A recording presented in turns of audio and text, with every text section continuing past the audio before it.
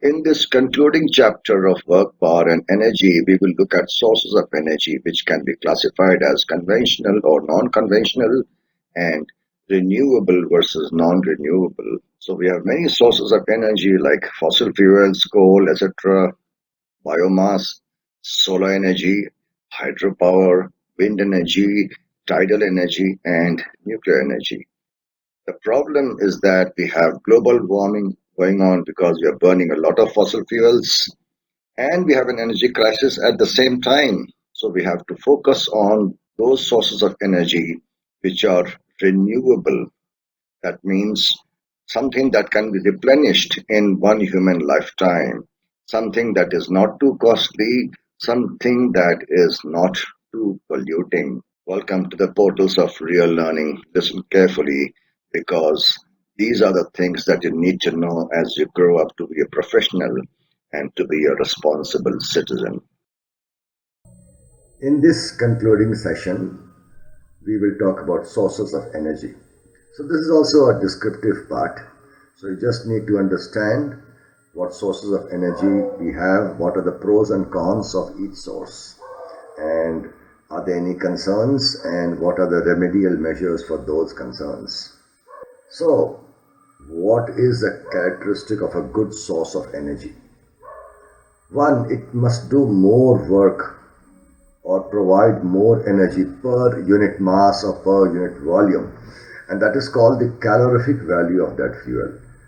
So if you have 1 kg of wood and 1 kg of coal and you burn them, if one source produces more heat than the other for the same mass, then that is a better fuel. It has got a higher calorific value. It should be easily accessible. It must have a large reservoir. It shouldn't get over very fast, and it should be able to transport it, extract it easily and transport it and store it from one place to the other. We should be able to transport it. It should be cost effective and it should cause less pollution. These are the characteristics of a good source of energy. Conventionally, we have been using fossil fuels like coal and petroleum. Thermal power plant is actually using coal. We burn the coal to boil the water, it becomes steam. We pressurize the steam, and that pressurized steam rotates a turbine which then produces electricity. Hydropower plant, here we've used the speed of the water to rotate the turbine. And biomass, we'll talk about biomass. These are conventional sources, meaning we have been traditionally using these sources. Non-conventional means we have started using them more recently. Wind energy, solar energy, tidal energy of the waves, and ocean also has got another form of energy called wave energy, and geothermal energy, and nuclear. These are non-conventional. So if you look at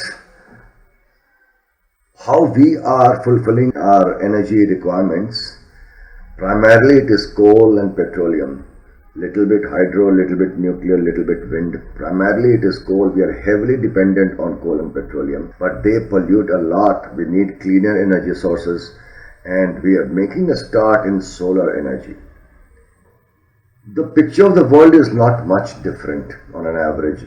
In the world also, oil, coal, natural gas, these are all conventional sources. They cause pollution. They are still the majority. We do have biomass, nuclear, hydroelectric, and renewables. This picture needs to change. We should use more renewable sources of energy. Let's talk of those renewable sources: solar, hydropower or hydroelectric energy, wind, tidal, and geothermal. Solar energy. This is a picture of solar panels. What happens is that when light falls on a semiconductor material called diode, it ejects electrons from that, and those electrons can be made to flow as a current. Very simple. Light falls, a current is generated. So when the sun is shining and light is falling, then current is generated and we can use that generated electricity for our requirements. And when the sun sets, then obviously there is no production of electricity, but we have stored some part of it in the day in the form of batteries, and then those batteries will provide the required power. In India, we are lucky to have plentiful sun. Sun generates its energy by nuclear fusion, that is, hydrogen nuclei combine to form helium, releasing a lot of energy in the process. Sun has been doing this for the last 5 billion years. It is expected to do the same for the next 5 billion years. So it is practically an inexhaustible source of energy for us. And there are no moving parts, and there's no cost. We don't have to pay for the sunlight. The only cost is in terms of the solar panels and the maintenance and the batteries and the maintenance. Sun, the amount of energy it provides is this. If you take 1 square meter of the atmosphere of the earth, something like 1.4 kilowatt of power is incident per square meter. But the atmosphere absorbs more than 50% of the incident energy. So in India, we get per square meter 4 to 7 kilowatt hours of energy. Kilowatt hour is a unit of energy, if you recall. And if all that energy is captured, then we are getting 5,000 trillion kilowatt hour of energy per year. That is the incident energy on India. This is much, much more than the entire energy requirement of India. But clearly, we can't convert all of the country into solar panels. We need space for that. So we can install solar panels in deserts, on mountain faces, and even we can have a floating solar panel thing in the sea. The solar cooker doesn't use solar cell. It is very simple. Sun rays are reflected by a mirror, and inside we keep the food that you want to cook. It is covered by a glass sheet that creates what is called a greenhouse effect, meaning the heat is retained within it and that cooks it. We don't have to pay for the fuel. It is so economical, right? And that is very much a reality. And then solar cell, we can install it wherever there's a requirement of power. We don't need to have transmission wires to transport power from one point to the other. And just one cell like this, during the daytime it provides current for whatever requirements we have for cooking, for fan, also for providing power to the water pumps. And this is the battery in which energy is stored. In the night, this battery will give you power for your bulb, etc. Now these are tiny cells. They generate about 0.7 watts electricity per cell. So we need thousands of cells. Many cells which are combined will become a practically viable solution, and that is called a solar cell panel. What are the pros and cons? Well, there are lots of pros and there is only one cons. Pros: no moving parts, little maintenance required, no focusing devices needed, can be set up wherever you want. No transmission costs. It is very environment friendly, no pollution at all, right? And just 300 square feet of terrace space is enough to produce electricity for an entire household. So if in your house you can provide 300 square feet of space and install solar panels there, then you don't have to pay for electricity at all. Satellites and space stations are powered by solar energy. Traffic signals today are also powered by solar energy. Calculators, toys also. So there are great positive things about solar energy, but the negative thing is only the cost. We have to use very special grade silicon whose availability is limited and cost is high. Manufacturing is expensive because a solar panel requires silver for interconnection of cells, and silver is expensive.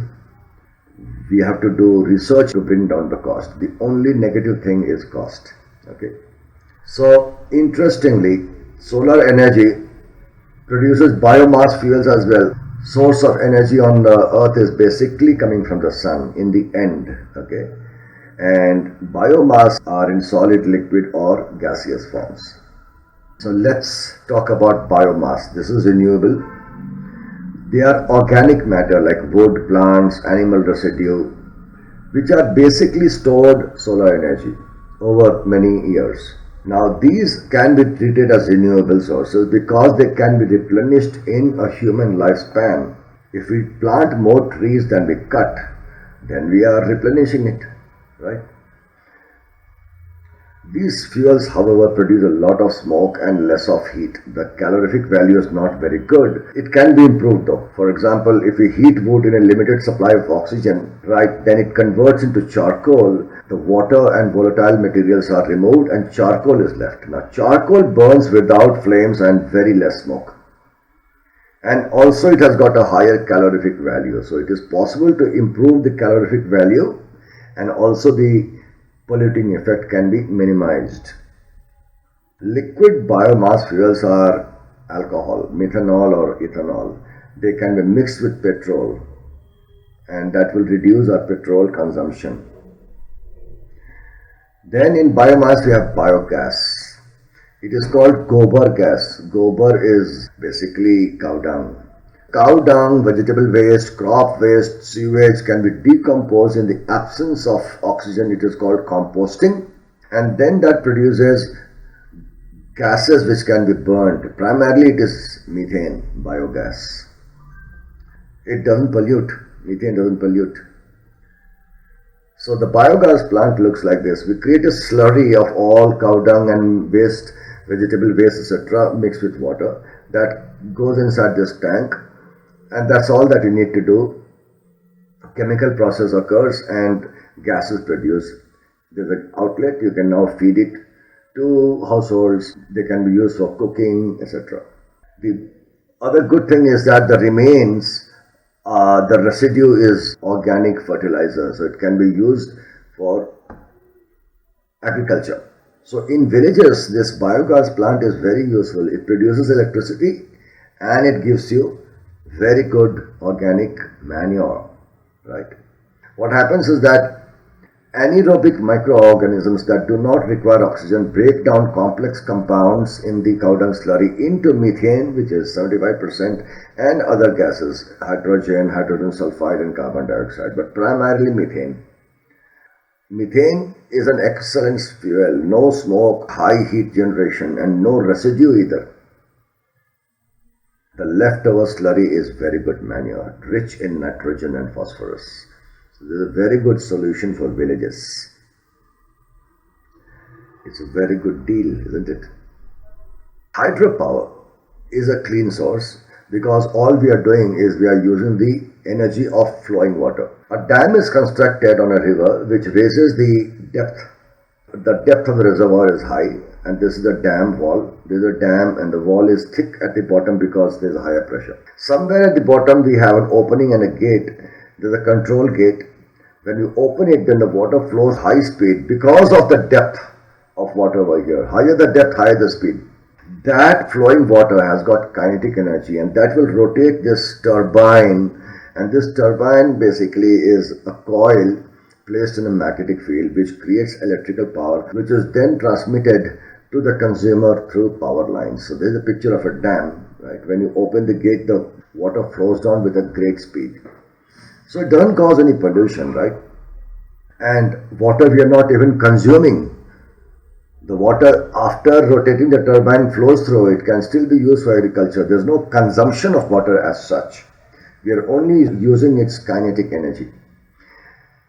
Now, the water cycle maintains a constant supply on Earth. However, freshwater sources may be limited. There are some issues though. When you construct a dam, then some issues crop up. They can be built only in some specific hilly terrains, and when you do build a dam, then large tracts of land get submerged, so villages will be completely submerged. People have to be shifted. That affects human habitation, it also affects agriculture, and ecosystem is affected because submerged vegetation rots under anaerobic conditions, leading to production of methane, which just goes into the air, and that is a greenhouse gas which causes overheating and causes global warming. So that's a negative point of hydropower plants. Wind energy is great. Wherever there's wind blowing, you can put these fans. The wind rotates these fans, which is rotating a turbine, and that creates electricity. But we need a lot of such things because each creates a tiny amount of power. Wind is produced by unequal heating of the Earth's surface naturally, And the kinetic energy of the wind is being used to rotate the turbine. Very clean, no pollution, renewable source of energy. But the output of each fan is low, so we need a wind energy farm like depicted here. There's no expense for the fuel though, right? The only expense is the investment in setting up these things and maintaining them. Wind energy has been used historically. There's a picture in Holland, and a traditional windmill has been used for purposes like drawing water, etc. The wind energy farms can be established only at those places where the wind blows for a greater part of the year. You can't set it up anywhere that you like. And the wind speed there should be at least 15 kilometers per hour, else the thing doesn't work.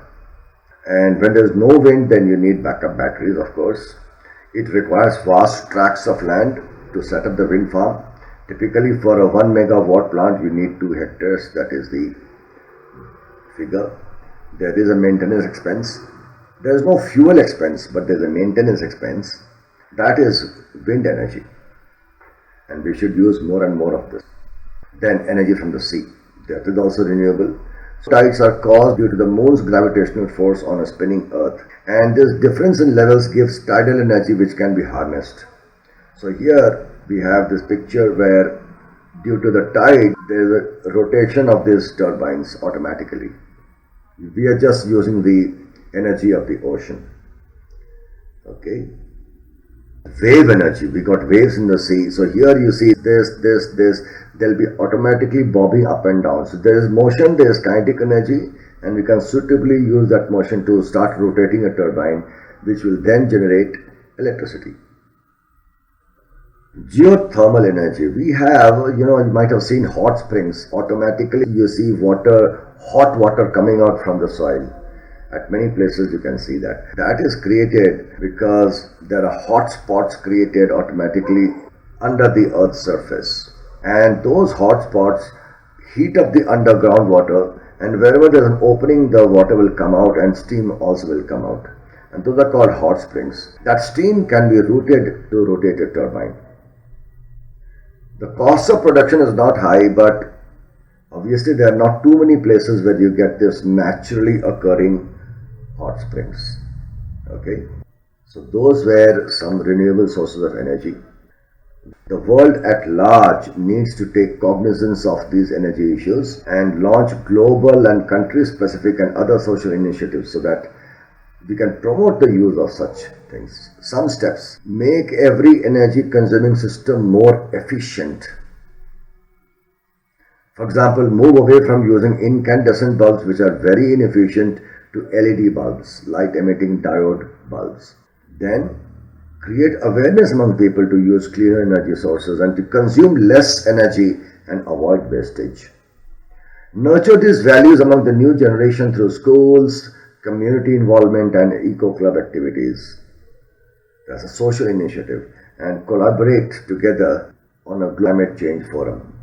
We have only one world, we have only one earth, and all the people on earth need to collaborate together and set aside their country-specific differences or political differences or whatever differences. There is just one earth, and it is the duty of every single person on earth to protect it. That completes this chapter. Please do the questions from your school textbook and thereafter the assignment, which is available as part of the course material. Okay guys, after this we move to the chapter called liquids.